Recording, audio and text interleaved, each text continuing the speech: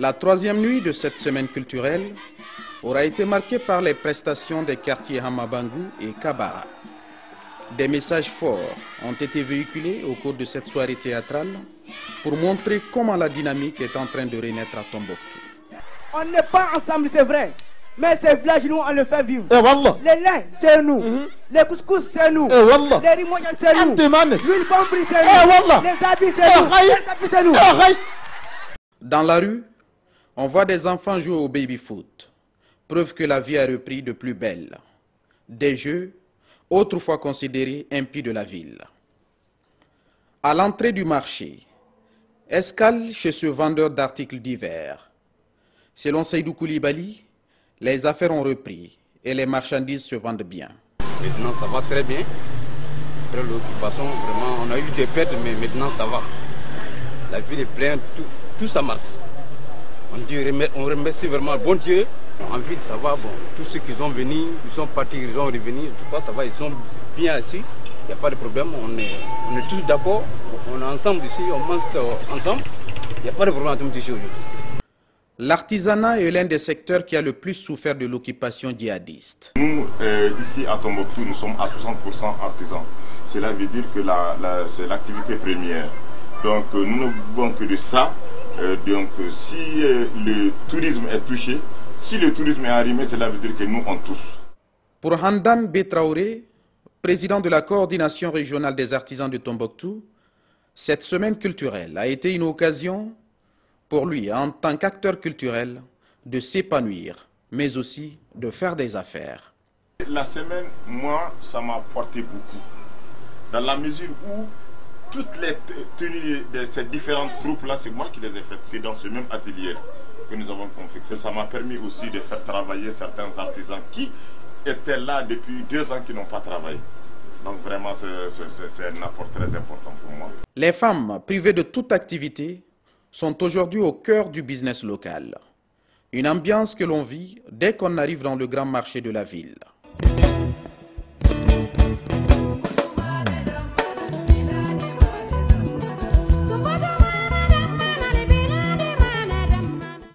Taher Ould Tidjani est commerçant. Il avait quitté la ville pour poser ses valises à Bamako pendant toute la durée de la crise. Revenu dans sa ville, il a réouvert sa boutique. Moi, je suis venu ici il y a à peine 2 à 3 mois, je suis là. Vraiment, depuis que je suis venu, je n'ai pas vu de problème. Vraiment, tout va bien ici. Je commence à reprendre mon activité un peu. Et je vois que les choses vont dans le bon sens. Il lance également un appel aux autres frères à faire comme lui et à œuvrer pour une réconciliation et une paix durable. Je souhaite que tout le monde se reprenne, que tout le monde revienne, que tout le monde puisse faire comme avant, qu'on reste comme avant. Et je sais que quand il y a la paix, il y a la sécurité en ville, tout le monde va venir aussi. Parce que nous, on a des parents qui ne sont pas là, qui veulent venir, mais il faut qu'ils savent qu'il y a suffisamment de la sécurité ici pour qu'ils reviennent.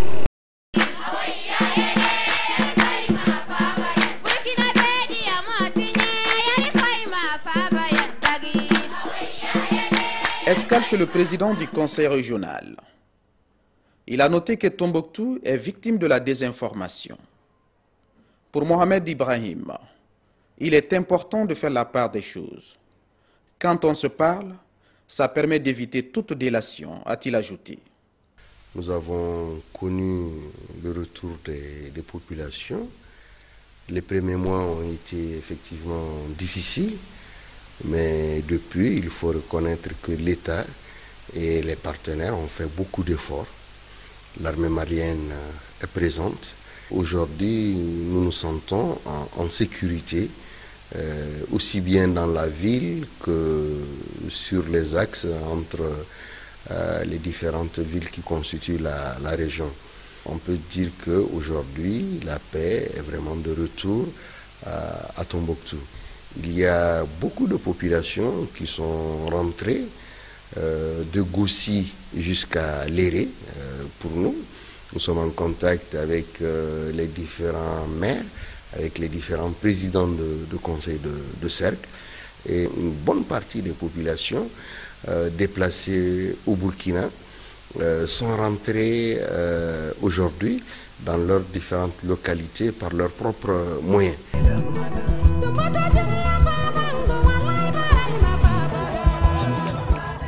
La vie vraiment a repris à Tombouctou.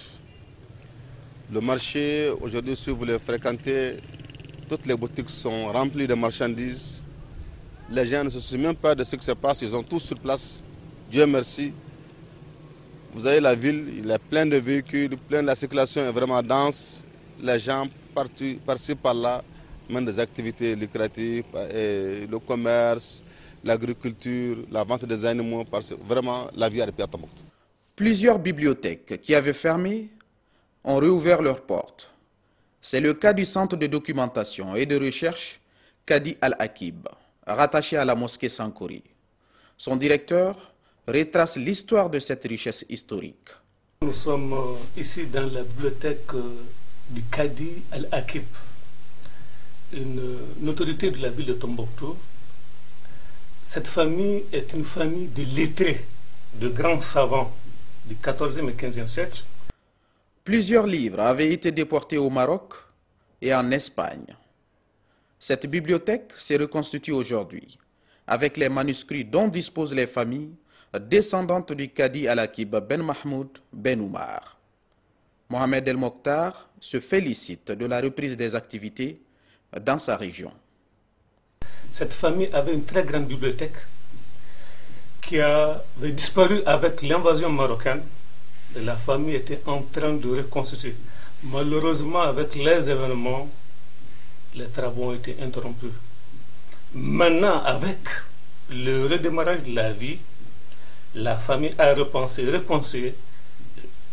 Nous avons pu, avec beaucoup d'efforts, reconstruire cette bibliothèque. Elle a existé depuis au Moyen-Âge. Si la vie reprend, tout est en train d'être fait du côté des populations de la cité des 333 saints et des Amis du Mali, pour que cette ville, connue pour son prestige en matière de religion, demeure. Cette richesse culturelle ne doit pas se perdre et devenir la victime de l'indifférence, de l'oubli, voire se dégrader. Et la mémoire de cette importante culture islamique, africaine et mondiale doit être préservée. La 4e nuit de cette semaine culturelle a été dans un premier temps marquée par les prestations des troupes de Abaradiou et de Sankori.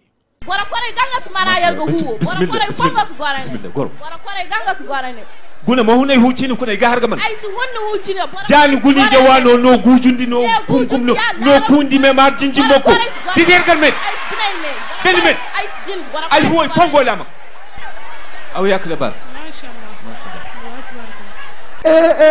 ma niye mu etuguni niye bile fo nga sokono baka bo telli ida bonga moy alimam jackson arba kanoki alimam bismillah السلام عليكم سيدة الحمد لله الحمد لله الحمد لله يا رجال وبسم الله واندا غاي واندا غاي الحمد لله كركر كاتون دينا ها اي سكانه سكوما كوما ماسه يركو تلافيا اغبا لافيا اتوا فكو يركو منندر كسلاف امين. La paix n'a pas de prix et la guerre a un coût. Plus de regard de travers et seul le langage de la vérité doit primer. Laissons de côté la complaisance et retournons à nos valeurs sociétales qui ont toujours caractérisé notre ville. Entre autres messages véhiculés au cours de ces soirées qui ont enregistré la participation de milliers de personnes sur cette place légendaire de Sankori.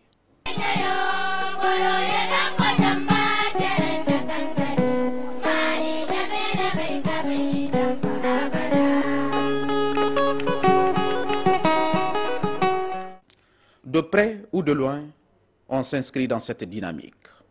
Ici, c'est chez nous, on est né ici, on est grandi ici, et tout ce qu'on a comme bien, c'est ici. Donc là où on part, il vaut mieux qu'on développe chez nous, au lieu d'aller développer ailleurs.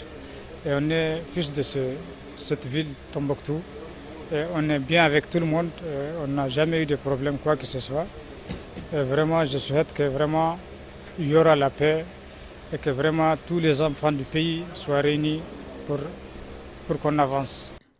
Autre temps fort de la cérémonie de clôture, la proclamation des résultats, avec en première position le quartier Abaradjou, suivi des quartiers Bella Farandi et Sankori. Le premier de ce classement est le quartier Abaradjou. Abaradjou.